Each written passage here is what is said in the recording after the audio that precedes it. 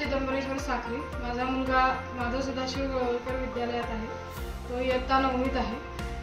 आणि सर म्हणतात तसं त्याला जरा मॅथ्स फोबिया होता. माझ्या शालेय जीवनामध्ये ज्या पद्धतीने अभ्यास केला त्याच पद्धतीने त्यांनी स्वतःहून करावा अशी माझी त्याच्याकडनं सतत अपेक्षा असायची. पण मग मला कुठेतरी लक्षात आलं की नाही, तो व्यक्ती म्हणून वेगळा आहे. जरी तो माझा मुलगा असला तरी त्याच्या आवडीनिवडी माझ्याहून नक्कीच भिन्न आहेत. त्याला मिळालेलं वातावरण मला मिळालेल्या वातावरणापेक्षा वेगळं आहे. त्यामुळे त्याच्याकडून तशाच अपेक्षा करणं चुकीचं आहे.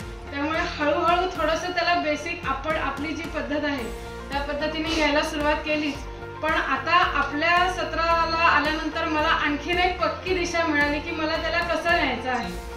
त्याच्या मनामध्ये शिकण्याचा जसा फोबिया तसा माझ्या मनामध्ये शिकवण्याचा सुद्धा फोबिया होता की मी ह्याला तर हे कसं त्याच्या पचनी पाडू की जेणेकरून ह्याला अशा प्रकारची काही वेगळी गणितं वेगळे आकडे नजरेसमोर आल्यानंतर त्याला भीतीने गाळण उडाली नाही पाहिजे. तर आपल्या सत्रातून मला निश्चितच ही दिशा मिळाली आणि मला वाटतं सगळ्या पालकांचा प्रतिनिधी म्हणून मी सगळ्यांच्या वतीने आपले आभार मानते.